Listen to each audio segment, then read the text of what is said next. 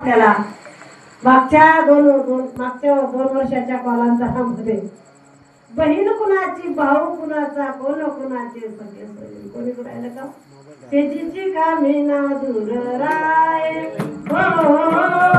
तेजीची कामी ना दूर राय. अर्जुन देखील गेला.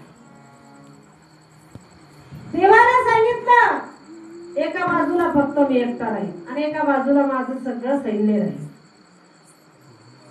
दुर्योधनाने सगळं सैन्य घेतलं. दुर्योधनाला वाटलं देवाला घेऊन काय करू, एकट्याला संपूर्ण सैन्य घेतलं. पण अर्जुनाचा भाव होता, मला फक्त एकटा देव पाहिजे. म्हणून अर्जुनाने देवाला घेतलं. कुरुक्षेत्रावर युद्ध चाललं 18 दिवस. भगवान परमात्मा अर्जुनाच्या रथावरती होते. अर्जुनाला मोह झाला होता त्यावेळेस सुद्धा. अर्जुनासारख्याला होतो तुम्ही, आपल्याला होणं काय विशेष नाही. अर्जुनाला सांगितलं मार. अर्जुन म्हणला कसं काय मारू, हातमाया काका आहे, हातमाया भाऊ आहे, हातमाया नातेवाईक आहे, सगळे नातेवाईक दिसत होते. भगवान परमात्म्याने मोठं विराट रूप धारण केलं. अर्जुना तू पाहि माझ्याकडे. अर्जुनाच्या ना पाहायला जात नव्हतं. देवानं सांगितलं देवा माझ्यातून तुझ्याकडे पाहायला जात नाही, मला डोळेच नाही. अर्जुनाला देवाला डोळे दिले. कोणते डोळे दिले? दिव्य दृष्टी दिली. आणि दिव्य दृष्टीने भगवान परमात्म्याला अर्जुनानं पाहिलं की मी फक्त निमित्त आहे, मारणारा भगवान परमात्मा आहे. म्हणून अर्जुनाच्या भावामुळे भगवान परमात्मा अर्जुनाच्या रथावर स्वार्थी झाला. भगवान परमात्म्याने अर्जुनाचा विजय करून घेतला. एवढं भावाचं कारण आहे. म्हणून महाराज सांगतात की तुम्हाला जर तुमच्यावरती देवाची कृपा व्हायची असेल तर याच्यासाठी एकच करा, अभंगाचं दुसरं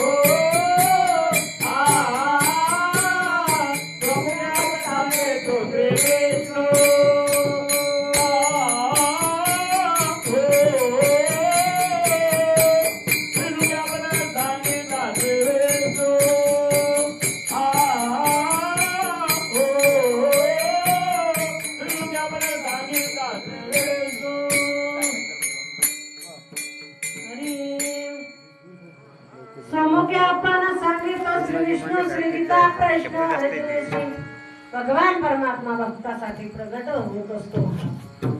पण विश्वास पाहिजे, भाव पाहिजे. ज्यांचा भाव होता त्यांचा उद्धार झाला. महाराज अगोदर त्रास होतो, तुम्हा आपल्याला झाला म्हणून काय विशेष आहे हो. उपजता ज्ञानी हे वर्म जाणून आले लोटांगणी जगदेव. जन्माला येतानाच ज्ञान घेऊन सोबत आले असे ज्ञानोपर आहे. किती त्रास दिला हो लोकांनी. पण त्या ज्ञानोपरांच्या सानिध्यामध्ये रेड्यासारख्याचा उद्धार झाला. रेड्यासारख्याचा हजारो टन होत नाही असा तो जड जीव प्राणी, अशा जड जीवाचा उद्धार होतो ज्ञानोबारायांच्या संगतीमध्ये आल्याच्या नंतर. ज्यांनी ज्यांनी ज्ञानोबारायांची संतांची संगत केली महाराज भिंतीनं दगडानं ज्ञानोबारायांची संगत केली, तर आजही आळंदीला पहा भिंतीचं मंदिर आहे. ज्ञानोबारायांच्या रेड्यात त्या रेड्याचं मंदिर आहे. म्हणून ज्यांनी जे संतांच्या सहवासात आले आजही त्यांचं नाव अजरामर आहे महाराज जीवनामध्ये. चांगलं करा जीवनामध्ये, चांगलं केल्यावर नक्की चांगलं होतं. फक्त चांगलं पाहत राहा, चांगलं बोलत राहा.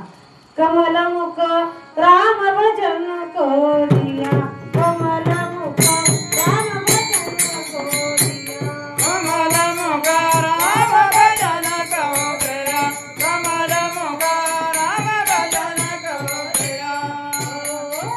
खाया पिया दुखले सोया नाथ मना सोया, खाया पिया दुखले सोया नाथ मना सोया, कमल मुख राम भजन कोरिया, कमल मुख राम भजन कोरिया.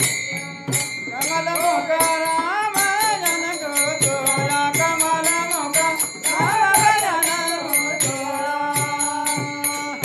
देवाने आपल्याला सुंदर असं तोंड दिलं, पण कशासाठी दिलं? देवाच्या भजनासाठी दिलं, नुसतं भजनासाठी नाही दिलं.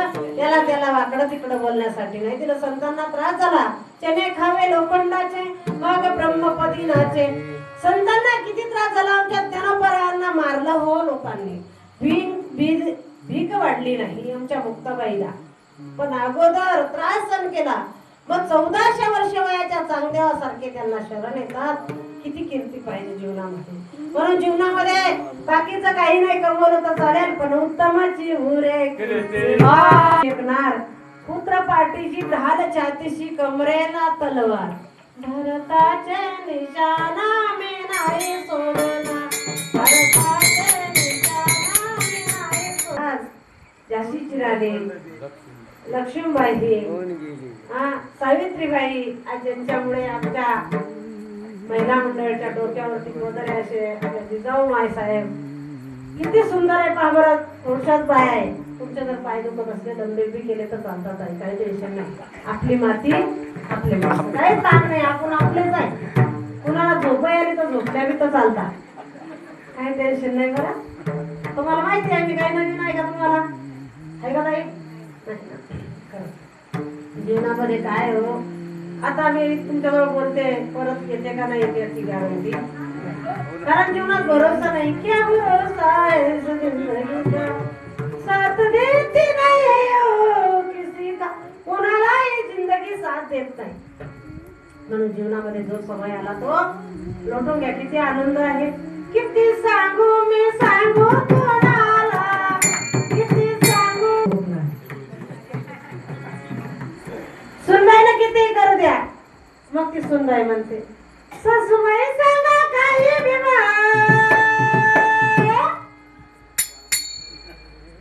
सासूबाई सांगा काही बिमार, चुकेला घरातला तुमचा खचाळपणा लोकांना दिसतो का? घरातला तुमचा खचाळपणा लोकांना दिसतो का? घरात तुमचा खजानपणा लोकांना देतो का? घरात तुमचा खजानपणा लोकांना देतो का? महारोज होत गेला, रोज होत बिना. तरी तुम्ही पायाजवळ करतो नाही निंदा. घरी तुम्ही माझ्याजवळ करत मायेला.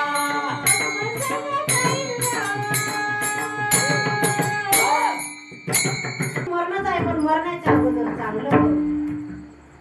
मरतात तर प्रत्येकच, किडे माकुडे जीव जंतू सगळे मरतात, पण मरण्याचा सुद्धा फरक आहे.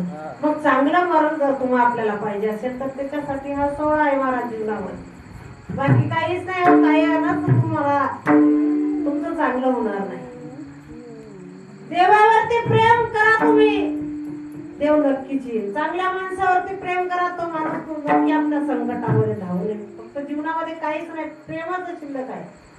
भगवान परमात्मा इथून काकाच्या घरी गेले होते. जर्जरित पाण्या माझ्या रांधी गेल्या कन्या, प्रेमानं प्रेमानं विदूर काकाच्या घरच्या कन्या खाल्ल्या. दुर्जनाच्या पंक्तीत देव जेवले नाही. चला विदुरा घर जावे, उठ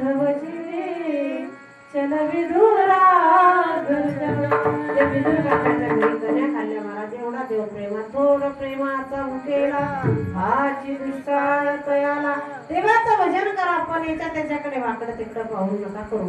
आपण पंढरपूरला जातो, चंद्रभागेमध्ये स्नान करतो, गंगेमध्ये बुडी मारतो, वरती आला की ही बाई अशी तो माणूस तसा तो पोरगा तसा, काही फायदा आहे का त्याचा? गंगाने हरिद्वार काशी गया, गंगा तेरी मन में ख्याल गया, तन धोया मगर मन को धोया नहीं, फिर गंगा नहाने से क्या फायदा? काय फायदा आहे त्या भजनाचा? काय फायदा आहे त्या गंगेचा स्नान करण्याचा? काय फायदा आहे त्या पंढरपूरच्या यात्रेचा?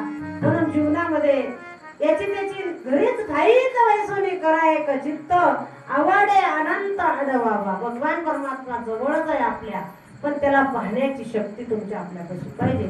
आणि मग तो देव जर पाहायचा असेल तर चंदनाने बोरी व्यापिल्या, त्या बोरीच्या चंदनाच्या सहवासामध्ये गेल्या तर त्यांना चंदनाची उपमा म्हणजे चंदनाचा सुगंध बोरीमध्ये आला. म्हणून तुम्हा आपल्याला जरा चांगलं व्हायचं असेल याच्यासाठी एकच कार्य ते भगवंताचं चिंतन. सावली नसावी कधी दुर्जनाची. दुर्जनाच्या सावलीत सुद्धा राहू नका. दुर्जन म्हणजे कोण? भांजे. तुमच्या लक्षात आलं दादा? महाभारतात भांजे करू करू 100 माटी जाते. माशाच्या संगतीचा काही फायदा आहे का? पाचच असावे पांडवासारखे नक्की उद्धार झाल्याशिवाय राहणार नाही. कारण पहा ते पांडव अखंड परी त्या देवाशी आठवीती रात्रंदिवस भजन केलं तर देव त्यांच्या घरी राहिला. तुमच्या आपल्या घरी येणार नाही का? मग तुमच्या आपल्या घरी जर देवाला यायला पाहिजे त्याच्यासाठी तुम्ही आपण सुद्धा देवाचं भजन करा. विठोबा महाराज लोक प्रत्येकाच्या घरी जेवणाला जात होते. बाईला वाटलं आपल्याही घरी आले पाहिजे. तिने भगवान दादाला सांगितलं म्हणे भाऊ आपल्याही घरी कांती साधू जेवणासाठी घेऊन ये जा. बरं माहित आहे काय हरकत नाही, आम्हाला तेच पाहिजे. गजानन दादा भगवान दादा फोन करायला आहेस, कोणाला घ्यायचं असेल तर घ्या, नसेल तर आम्ही आहेच. आणि मुक्ताबाई करूनच घेते, शिवराम बाबा करून घेतात, तुम्ही आपण फक्त निमित्त. बरं म्हणे ताई उद्या घेऊन ये. ती बाई परिस्थिती होती, तिने याच्या घरून मीठ आण त्याच्या घरून मिरच्या आणलं सणाना असं सुंदर स्वयंपाक केला. महाराजांना जेवायला बोलवलं. सकाळी बोलवल्याच्या नंतर तिच्या घरी लहान लेकरू होतं, त्या लेकरांना संडास केली. तिला वाटलं काय करावं, महाराज आले, पोरानं घाण केली. तिनं घाई त्या घाणीवरती टोपलं उघडं मारलं. महाराज आले, पाय धुवायला पाणी दिलं, महाराजांना आसन टाकलं. सद्बुद्धीचे घालून शुद्ध आसन परी सद्गुरूची दया परिपूर्ण. महाराजांना आसन टाकलं. बाई महाराज म्हणले बाई म्हणली बसा महाराज. बाईनं मस्त सुंदर वाढलं. महाराजांना म्हणले करा महाराज जेवण सुरू. महाराज म्हणले ताई टोपल्या खाली काय? ती म्हणली ना काही तुम्ही जेवा. पण महाराजचं मन तर शांत बसलं पाहिजे. एक घास खाल्ला की बाई किती जरी धुतलं करू, किती निंदा केली तर याचा विचार करू नका. फक्त आपुला तो देव एक करुणे तेने विना जीवा सुकोन हे. माझ्या अल्पमती बुद्धीनं अभंगाचा भावार्थ सांगण्याचा प्रयत्न केला. आमच्या काही दिवसभर कथेवर बसतात, तरी कीर्तनाला बसल्या. मंडळी 1 किलोमीटर गावातून इथपर्यंत येतात.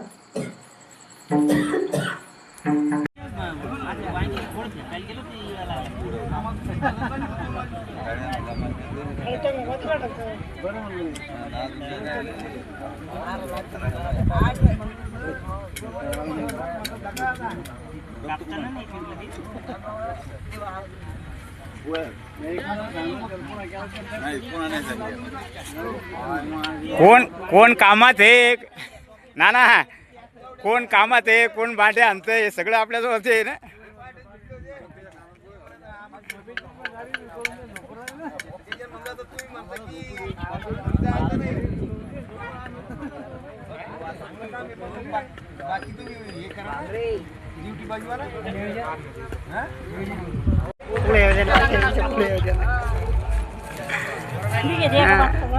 वा का धन्यवाद. इकडे बघा, धन्यवाद. रामकृष्ण हरी.